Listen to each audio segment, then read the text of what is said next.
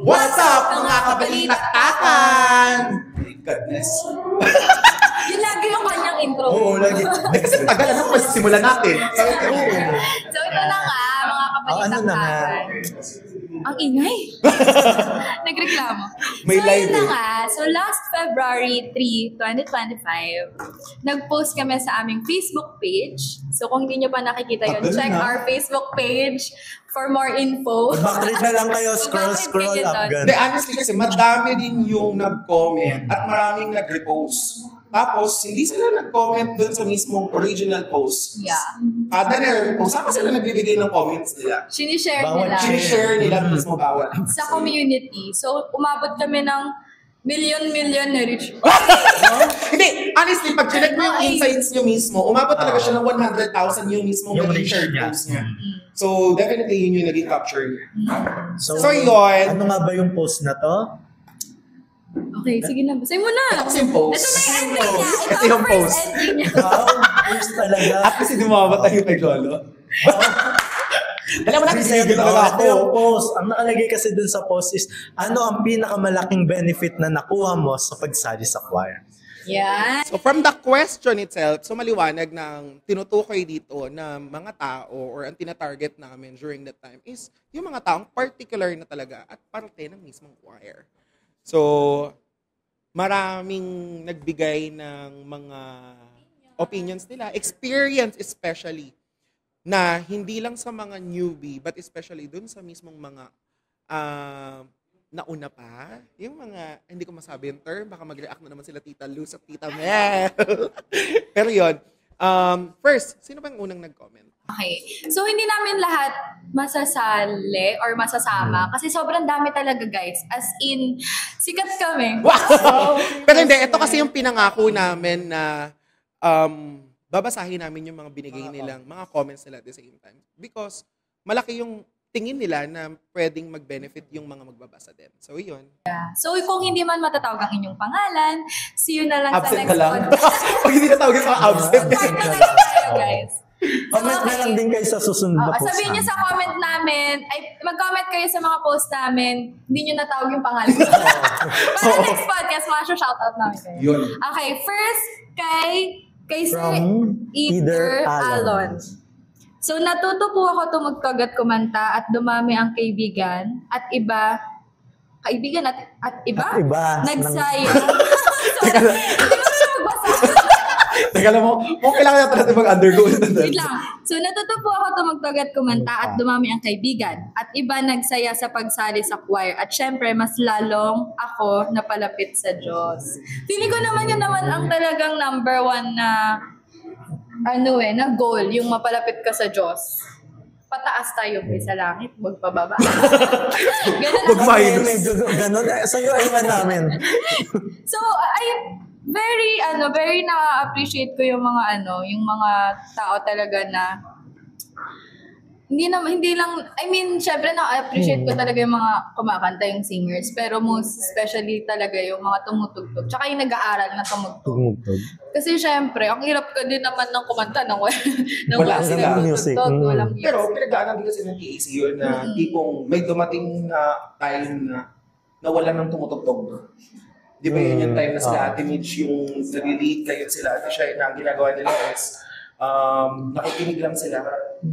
Tapos, Play by ear, tapos lagi lang tayo naghahanap sa web na kung anong yung posible. MP3. Kung ano yung MP3 pwedeng magamit. Okay, next. Kay Lyrene Gonzalez. Ganda ng pangalan niya, Unica.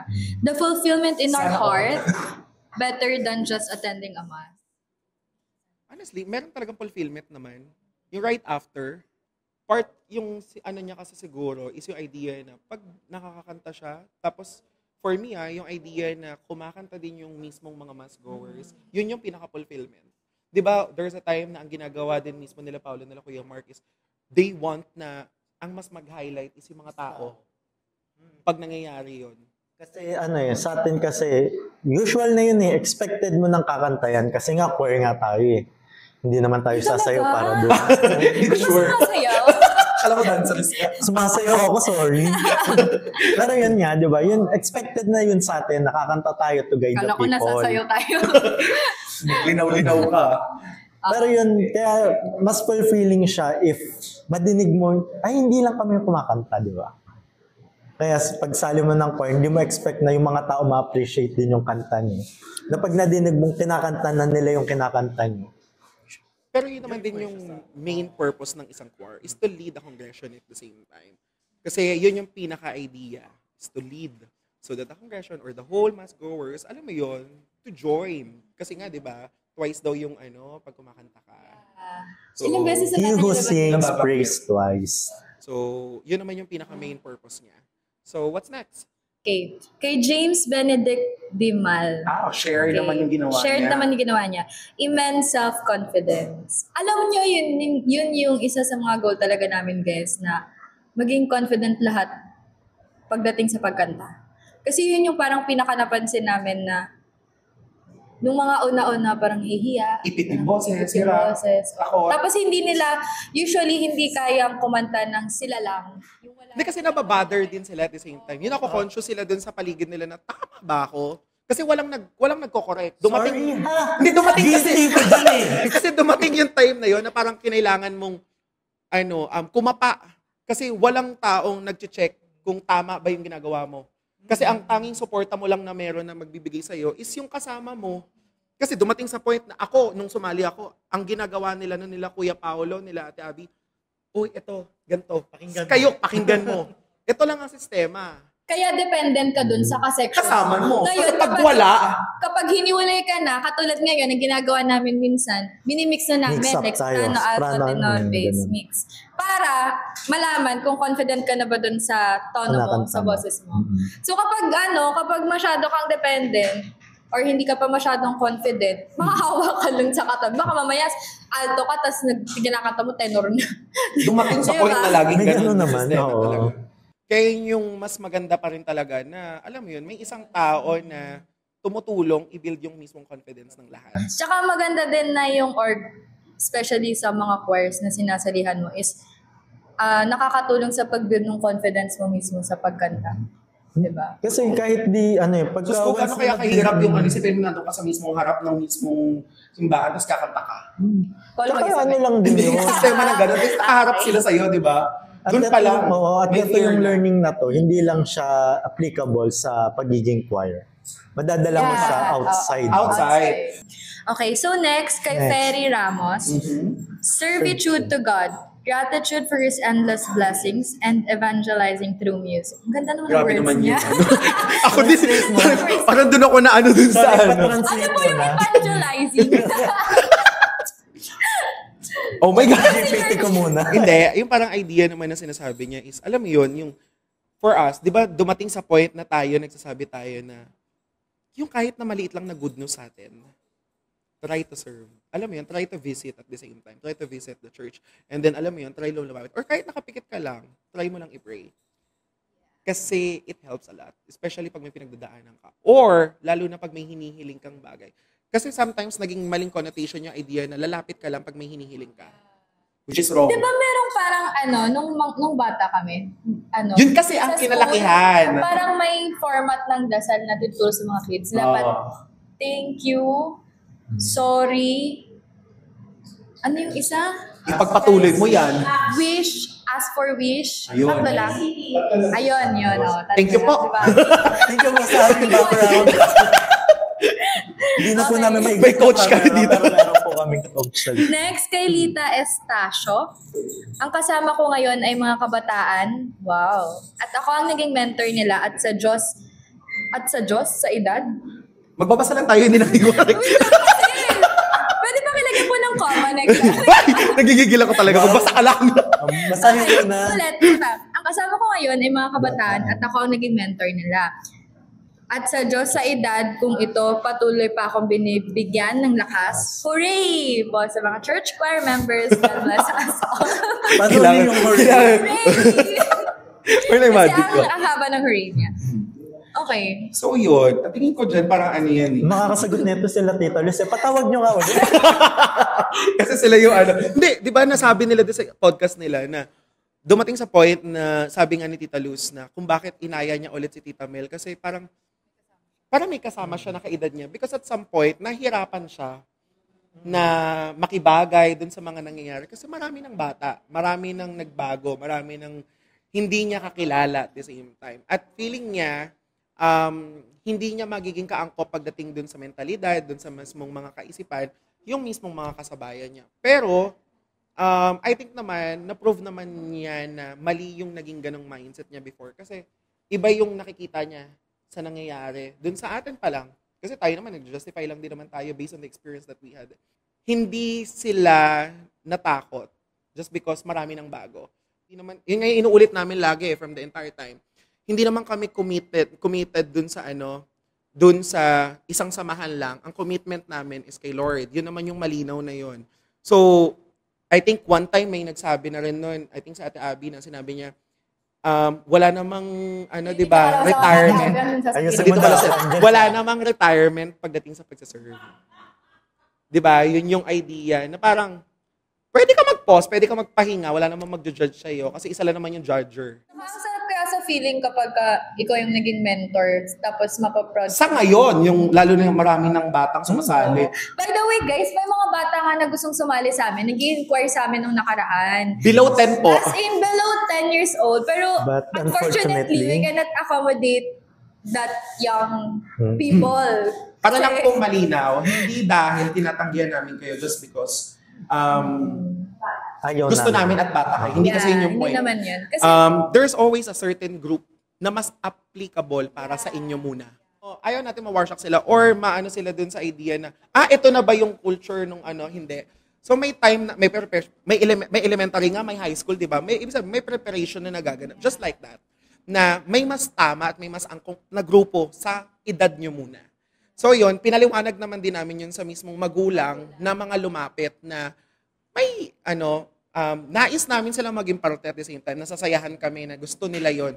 Pero, meron kasi silang term na sinabi eh. Natutuwa sila sa samahan ng The Assumptionist Choir kasi nakikita nila yung family at the same time yung upbringing ng grupo na, alam mo yun, na, meron pala. Kasi akala namin, joke time yung nakikita lang nila, harutan, ganapan. Hindi pala. Pero, totoo yun. I mean, isa yun sa patunay na we check yung isa't isa, na we make sure na safe, lahat, ganito, ganyan. At aware din yung mga magulang, especially nung mga namin. Sabi ni Ate Abby, we are not equipped to teach your voices. There are choirs who can teach them the right way, appropriate to their voices. Yeah. Especially yung mga children's choir na tinatawag natin. Nilapit namin sila kay San Felipe Neri Children's Choir na nakausap ko naman personally yung mismong nagli-lead. Mas naniniwala kami, mas may kapasidad sila sa pag-handle ng mga ganong bagay. Saan nag-inquire po dyan kapag 15, 16, 17 years old ka na, inquire ka ulit sa Pwede naman na. Pwede na yun. Basta teen, pumapasok naman na yung teen. 30 na ba, pwede na. As low as. Ang pinaka-youngest namin na member is 14 years old, I think. Yeah, 14. Turning 15 this year. Okay.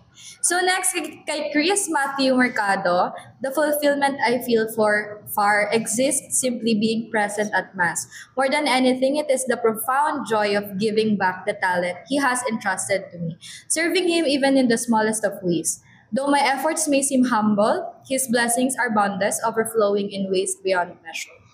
Ano daw? Paki-translate. English! Pero yung yung idea, just like nung sa isang nag-comment sa atin, I think si Lyrene yun, na ang sinabi niya nga, di ba, yung pag nadidinig nila yung mismong yung mga mass goers na sumasabay, iba yung nagiging fulfillment sa kanila. Hindi naman nila nagiging fulfillment is yung nakabirit ako at nakakanta ako ng mataas ngayon eh. Yung idea na naintindihan at sumabay yung mismong mass goers because they understood yung mismong message ng kanta.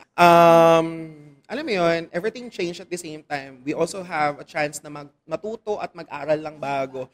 But again, habang nag-aaral tayo ng bago, we make it a point na hindi kami agad-agad nagbabago. For example, ngayong week na to, i-endorse namin yan, pero ang tagal naming tatapusin yan.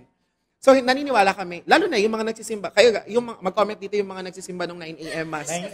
Sa San Felipe sobrang tagal po, alam niya kung gaano katagal yung mga kinakanta na ever since bago nagpapalit.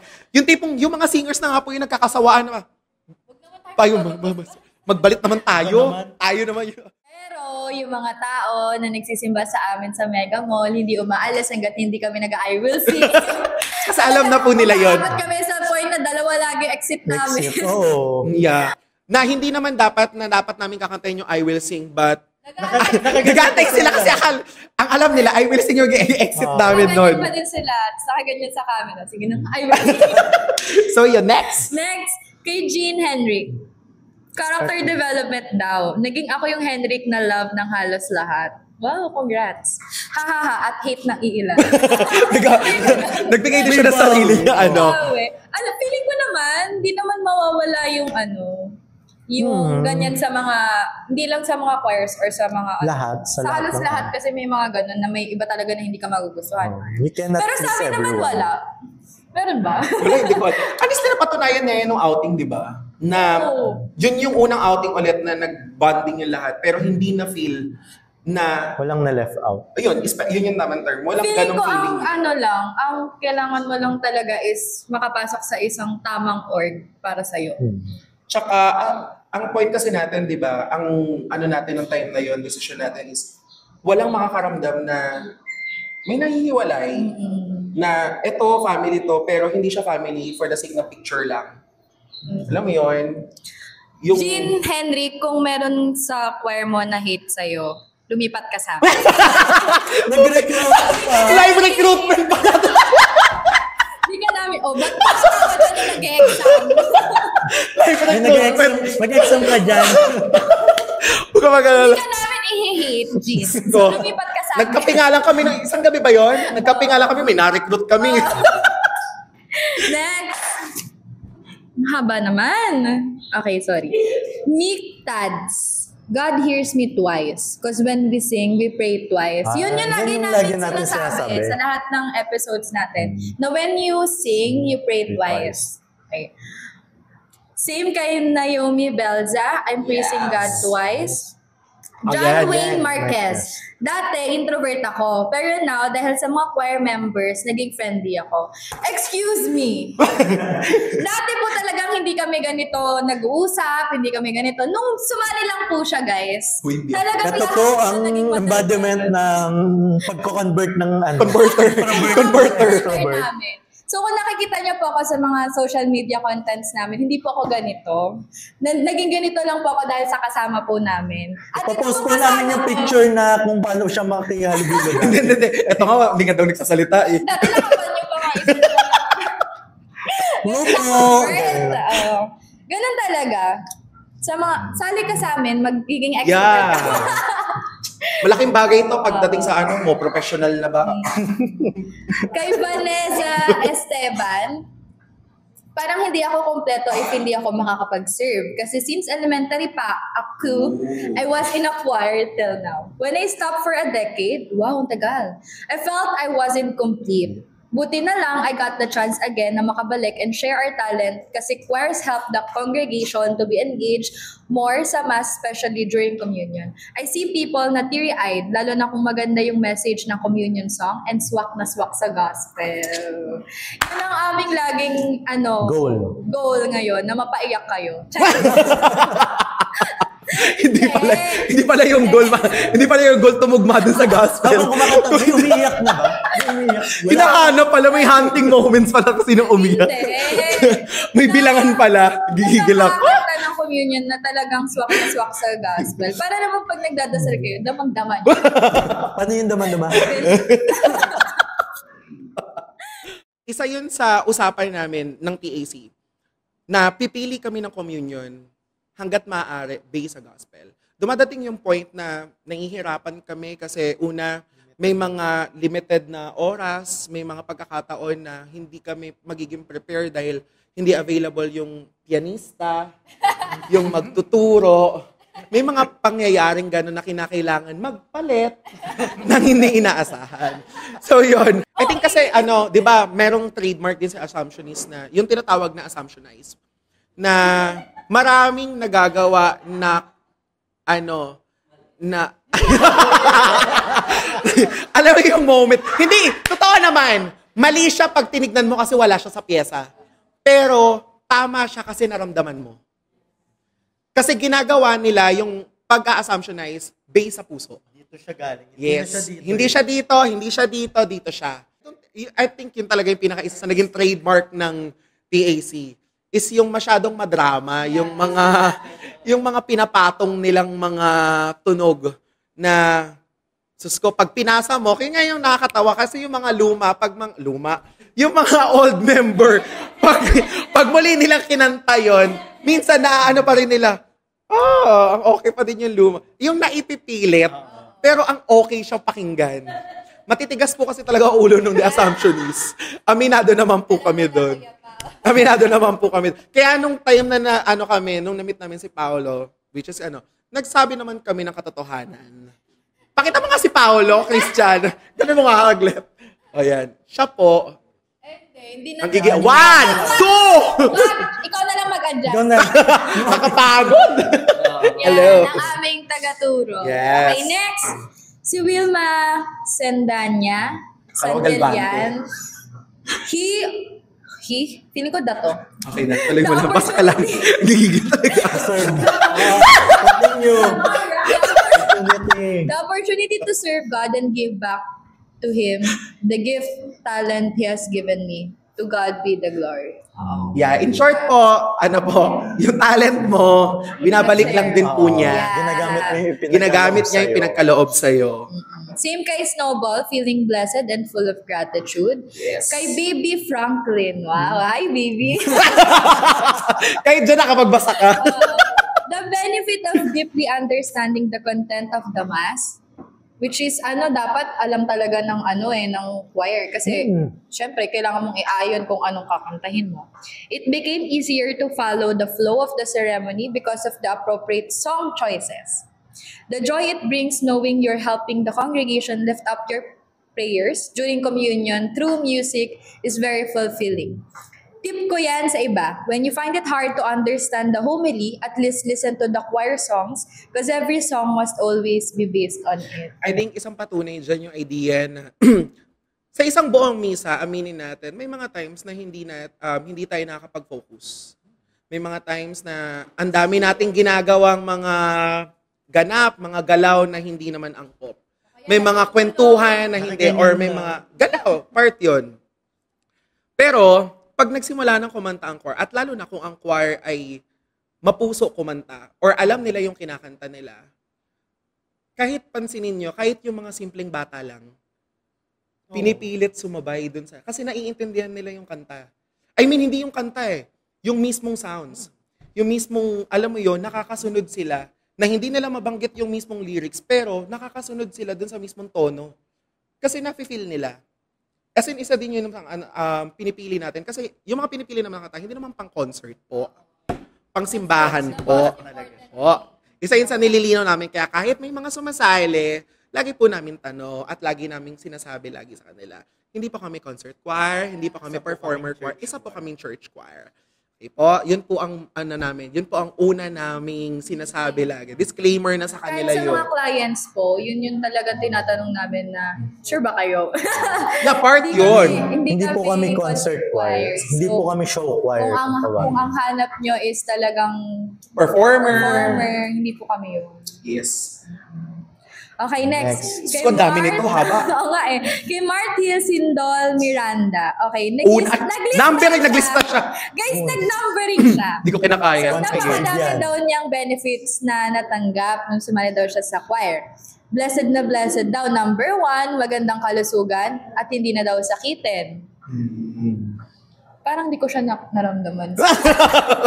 Hindi, yung ating kasi pagudan, pagudan yung atin. Pangalawa, dumami ang nakilalang mga tao, which is normal. Pangatlo, natutong humarap sa mga tao. Kasi alangan mo kumanta ka, nakagalang ka, di ba? Sorry. Yung kaibigan mo dati nakapanyo kumanta. Next. Bama ako, ha? 4, mas na-enhance ang talent. Which is dapat naman talaga. Dapat through time, habang kumakanta ka, nag-improve ka.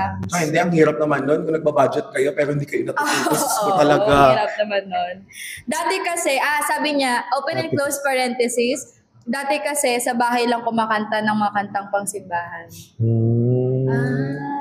Sa bahay niya kinakanta. Baka online mas kasi. Hindi na natin, nagigigil ako talaga. Huwag ka makapag-judge. Ganyan tayo. Kahit kailan talaga. Ano mo, nag-cover sila ng masong. Ganun yung ginagawa kasi natin. Tago kasi. Tago, nahihiya, nagigigil. Next. Okay, last number. Dito ko nakilala yung babaeng matagal ko nang pinagdarasal. Sus ko! Dear Lord. Ate Len, shout out! Dear Lord! Yung choir po kasi namin na walang jowa, talaga nag-adoration chapel po. Hindi, may nag-iusapan nga po kasi nakakatawa. Share ko lang yung isang kwelang story lang. May naging usapan yung mga grupo ng mga po sa amin, members din, mga babae. Tapos dumating sa point na nagulat sila kasi meron kaming isang member na more than 8 years nang wala at hindi naman nag-look for Tapos dumating sa point, nagkatagulatan sila na right after, bago magtapos yung last quarter nung nagkaroon siya. Tapos nagkatanong ng partner. Isa ding nagsiserve sa simbahan. Lector? As far as I know? Sakristan pala, mali. Okay. So yon, ang nangyari, may nagtanong, kasi yung isa nagtanong, kasi wala pa, NBSB, hindi pa. Hindi ako magbabanggit ng name.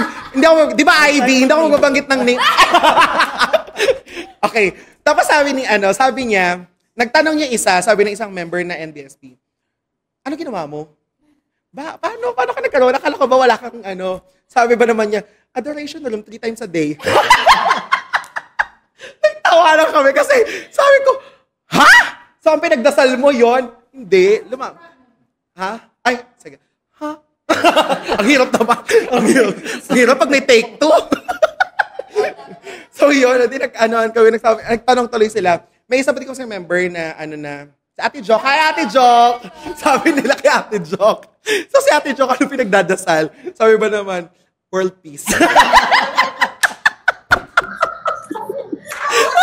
So ang nakamit po ni Ate Joke ay hindi jowa, kundi world peace.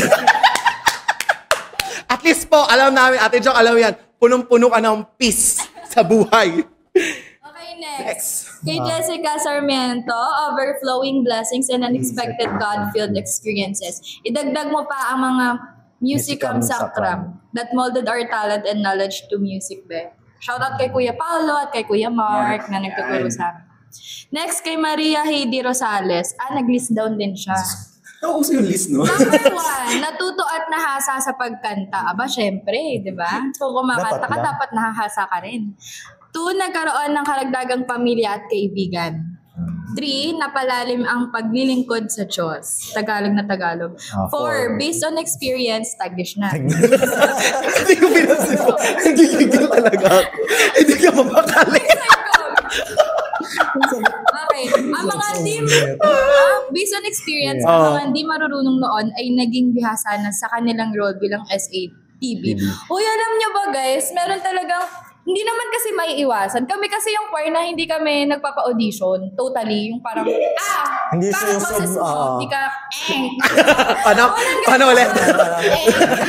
Parang ganon, diba? So kami, basta gusto sumali sa choir at dedicated, committed, passionate, and whatever words there is, sinasali namin. Basta gusto nilang sumali. So, hindi kami nagbe-base totally sa boses. Kasi naniniwala kami na mag-improve sila.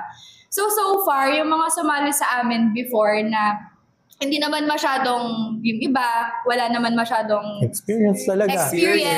Or hindi nag-choir before, tas hindi pa masyadong makuha yung ibang notes. Ngayon, yung iba nag-tenor na, inakit na ng tenor. Yung iba inakit na ng soprano. Parang 1 linggo lang ako absent. Dami na nila. Diba? Tapos sumati uli kami. Oo. Ayun. Guys, kailangan namin ng alto, by the way. Kailangan pala. Live recruitment pala to. Teka lang, online recruitment. Sige girl, ano na? Ito na. Leader ka naman eh. Guys, lahat sila meron ng mga bagong members. Kami na lang yung wala as an alto voice leader. Yes! Ay, at Bakit? Nasumali kayo sa amin. Yes. Sumali na tayo. Okay, next. Hello. Wala yan. Okay, wala. Skip. Yeah, We ano don't yun? encourage negative Negative comments. Okay. Kay Timmy, mga Pinoy is karamihan Catholic. Praying is important. Mga Pinoy mahilig sa kantahan, walang get-together na walang beritan. Ang sabi, singing is praying twice. So, ayun, feeling ko naka-jackpot ako sa pag-choir. Wow, Siguro naka-jackpot tama, ka. ano talaga, isang punto lang dito is, bawat choir members na napipili nila, yung choir nila mismo ay sumasakto lang din minsan. Na nakakahanap ka ng saan ka comfortable, saan ka feeling welcome, saan mo feel na, alam mo yun, natutulungan ka nila in terms na i-build up yung sarili mo. Kanina may nagsabi ng character development, di ba? Sa atin, ang dami nating senior members mismo. Not typically sa age. Meron. Sa school, may masasakal na. Yeah, pero ano din, ang isa kasi sa binibigay nila, kahit kakwentuhan namin sa biroan, is yung guidance. Yung binibigay nilang mga payo, yung mismo. Kasi open kami, nagtatanungan kami, professional man yan, personal man yan, naganap. Pwede namin lapitan yung isa't isa. Yun lang naman yung point eh. Mahirap, kasi kung gagawin mo siyang commitment, ang hirap naman na pumupunta ka dun sa isang grupo na hindi mo naman pala okay, hindi ka pala okay sa mga kasama mo. Yung parang kahit anong sabihin mo na ang ginagawa mo ay para kay Lord, pero hindi naman open yung puso mo, hindi naman panatag kasi nafe-feel mo yung kasama mo, nanggigigil ako. Yung may ganong moments, kasi hindi ka nga okay, di ba, at all. So yun naman yun, wala kang kapayapaan sa puso mo habang ginagawa mo yung performance, yung kanta mismo, habang at the same time, hindi ka nakakapag-deliver. Hindi mo na i-deliver yung tamang message kasi punong-puno ng galit yung puso mo. Yun yung point. So yun. Okay, next kay Celine. Wow. Celine D. Yun. Pareho pa tayo ng pagkakabasa. Ay, wala pa pala. Okay, I can use my time in a meaningful and productive way. Learning a new song is always a challenge, and being able to sing it, especially if we learn to harmonize, brings a feeling of fulfillment. Alam mo, kahit saan naman kahit hindi sa choir pag stagnant ka na, kung nasan ka, Pamplatunan na kontento o wala, ka na. hindi ka na kahit sa career, guys, kapag hindi ka na nag-i-improve, kapag hindi ka na nag-grow, syempre, sino bang magsastay doon, di ba? So, every time na ako personally, kapag, ayan, nag-alarm na yung cellphone. Teka lang po. Busy na daw. Busy. So, ayun, every time na, natututo ko ng mga bagong pyesa, mas nafe-feel ko na parang ang productive ko nung araw ko, parang ang dami nangyari. Tapos parang fulfilled sa araw ko. Ganun. Kapag may natututunan akong bago. Tapos alam ko na nag-i-improve ako dun sa ginagawa ko. Naalala niyo yung time na nagde-decide tayo na ano ng rutang gagawin sa choir? Yung sa TAC. Ay, nanggigigil ako kasama ka nun. Yung sa TAC during that time. Yun yung isa sa pwedeng example na dumating sa point na yung choir mismo, yung TAC, is na kontento na lang sa ito na lang. Sa matagal na panahon, ito na lang ang system. Kumbaga ang na nun is, kung may dumating. Kung wala. Kami lang yun. Ganun. Diba? Yung parang wala nang nagpupush, wala nang bumubuo, wala nang nagdudugtong sa lahat na bahala ka na kung anong gagawin mo na lang. Yun yung naging sistema na alam mo may gusto kang gawin para sa choir kasi ilang beses nilang inulit before. Lifetime commitment siya. Yung time na ini-effort mo is dapat nandun ang buo. So dapat walang mawala. Kasi kahit naman nakaka-absent kami, hindi naman kami perfect. So kung nakakawala, uma-absent din naman kami. Meron po, kilala namin yung mga kahit na may sakit na, kahit na may nararamdaman na nandyan pa din. Kilala namin sila sa choir namin. Pero yung nangyari nung time na yon, kinailangan namin ng tulong na may makaintindi na saan na ba patungo. Kasi may gusto kaming improvement Saan ba patungo? Itutuloy ko na, kilala kita Pero yun yung nangyari na ang saya lang na may nagtanong na ano bang gusto nyo? Saan ba kayo papunta? Kasi ako, sasabay lang ako ng ganitong sistema. Ngayon, kayo, kung hindi kayo maglilid, hindi nyo tutulungan na magdesisyon, walang mangyayari. Doon na buo yung idea na, halika na, mag-aral na tayo bago, maghanap tayo. Paano? Doon point, doon nag-start, maghanap ng magtuturo. Kasi gusto namin mabuhay pa, gusto namin mabuhay yung choir. Hindi kami bubuhay naman kami technical. I mean yung choir. Oo, di ba, nanggigigil. Kasi nandun na tayo sa point na parang natakot na tayo. Ito na lang yun eh. Aatin kayo, 5 na lang, 4 na lang, SATB lang talaga. Minsan wala. Minsan nga wala, hindi makabuo. So kung talagang ultimate fan namin kayo sa podcast na ito, malilinig nyo sa ibang mga episodes namin yung kwento yung backstory nung kwento niyang yan. Okay. So yun. Next kay kay Ate Luz. Maria Luz. Maikli lang to. May entry din siya. Maikli lang to. Ayan, maikli lang to guys. Okay, joining a choir organization. Teka lang, tawa kasi ako. Ito pinag ka ba? Kaya maikli. Okay. Joining a choir organization is not merely just to sing. You need to put your utmost ample time and dedication, preparedness, and love for music to be able to appreciate what you're doing. Sino ba naman kasing masisihan, di ba, kapag hindi mo gusto yung ginagawa ko? Masarap sa pakiramdam, dami side comment. Meet new friends for self-improvement with regards to how to relate with others. Teach you to be responsible regarding time management. Handle different Tingin ko ongoing yun. Ongoing yun. Siya kasi Tita Luz po, siya po yung isa sa best in attendance talaga. Kaya alam mo na nasabi kasi siya lang po yung naging punctual po na tao yung naging. Siya lang po yung lagi on time. Kami po lagi kaming late. Kaya ako napanood niyo po yung kwento nila. Panoorin niyo natin sa podcast namin. At the same time, available na pala yun sa YouTube. Yeah. Hindi pa pala yung story nila, but nag-start na kaming i-share yung iba naming episodes. Yeah. So yun, So going back. panoorin niyo yung iba namin episodes. Okay. So, asan na ba ako? Andiyan lang. So, teach you to be responsible regarding time management. I'm so sorry, Ate Luz, to disappoint you. Kasi laki na problema namin. Handle different situations in relation to choir and personal matters. But most of all, daming blessings and binabalik sa'yo once you give yourself in serving our Lord. And nagiging magaan ang buhay kahit pa madami ding problems ang dumadating. Sabi sa inyo maikli lang eh. But you'll never feel na nag-iisa ka lang kasi andyan siya kasama mo na hindi ka iniiwan through thick and thin.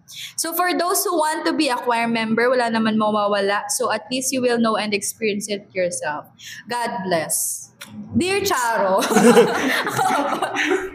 Pwede kasi siya. Pang MMK na siya.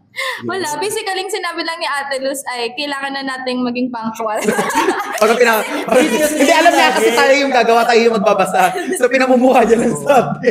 Sabi niya, kailangan Ayun lang yung nada ako kasama dyan. Wow ha. Gigil talaga. Okay, next. Kay Abdel Sabdani. Sino yun? Nagulat siya. Nagulat siya. Okay. Ang naging benefit daw sa kanya ay mga naging kaibigan at kapatid sa pananampalataya. Lalo na pag narinig mo ang pag-blend ng mga boses. Nakakataas, balahibo. Sa ng puso. Gigigil lang. Ano masasabi mo, Ate Abel? Ka dito. Ate Abby, ano masasabi mo? Yun naman ang nakikita natin sa mga tao. Yeah. Ate Abby, uso lumapit dito. Pwede pong lumapit.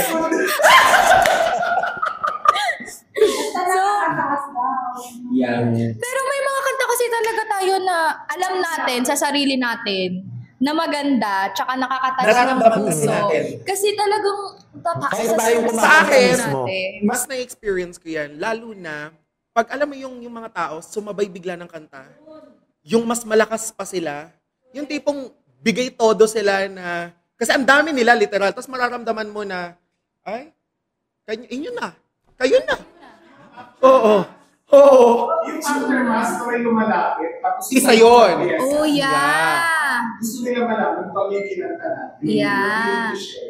Yeah. Oo, sa mga hindi nakarinig kay Ate Abby, sa mga kasi, minsan kapag after ng mass, may mga lumalapit sa amin para humingi ng pyesa, tapos tanungin ano yung kinakanta namin, or puriin kami na maganda daw yung pagkanta namin. May one time pa nga na gustong magbigay ng sponsor. Mag-sponsor. Gusto niya mag-sponsor kasi sobrang ganda daw ng pagkanta namin. Tapos may mga times din na tinitingnan nila yung mga videos na pinopost namin. Tapos gusto rin nilang kantahin yung mga kinakanta namin. So sinesend nila sa mga GCs Group ng nila. choir nila Sa mga or choir sa nila. or sa mga community choirs nila.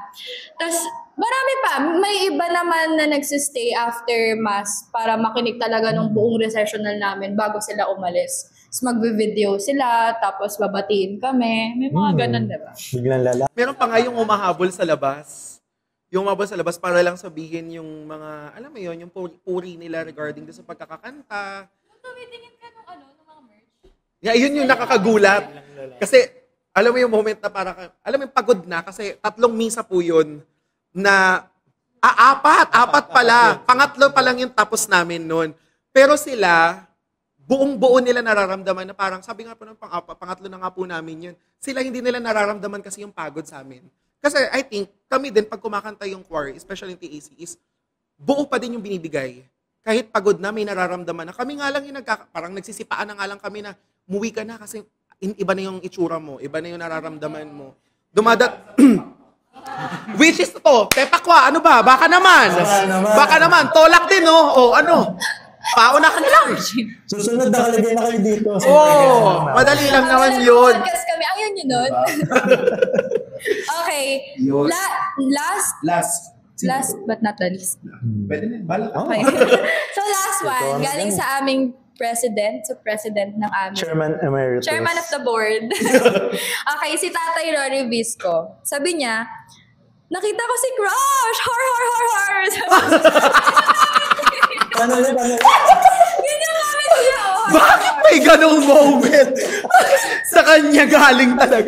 Kita Alice, Seriously, yung opportunity na makapag-serve kay Lord is a great blessing, but it also comes with immense responsibility. Sabi nga ni Thanos, di ba? Ano nga yun? Sabi ni Thanos, baby. Malay ko. Great power. Baka Spider-Man kasi yun. Sorry. May nag-react sa likod si Spider-Man doon. Okay, great power comes with great Responsibility. So be responsible. Hindi mo pag naghanapan ng ano dito. May nag-fact check talaga sa atin. Ano sinabi? Ang comment tuloy bigla doon. Tapos ko na yung po. Marketing yun. Kasi papanoorin nila yung buong market. Oh, baka naman Avengers. Ang daming Disney baka naman. Okay. So, yun. Asa na ba ako? Seriously, yung opportunity na makapag-serve kay Lord is a great blessing, but it also comes with immense responsibility. Hindi lang siya barkadahan, kundi parang mini community na din of friends, choir mates, and most of all, servants of the Lord. I think yan, isa yan sa meron kaming rule eh. Pag meron kaming nakuha ng schedule or doon na kami unang nabigyan ng schedule, committed na kami doon. Bago kami tumanggap ng iba, nag-check din po kami ng calendar namin. Kasi ayaw po namin na tanggap kami ng tanggap, na overflowing nga, pero may mga taong naaagrabyado because of that.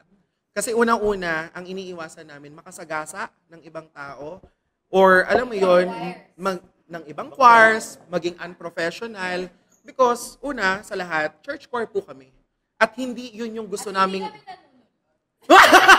Hindi yun yung gusto naming i-promote. Hindi yun yung gusto naming culture na i-promote. Especially, may mga kabataan po kami.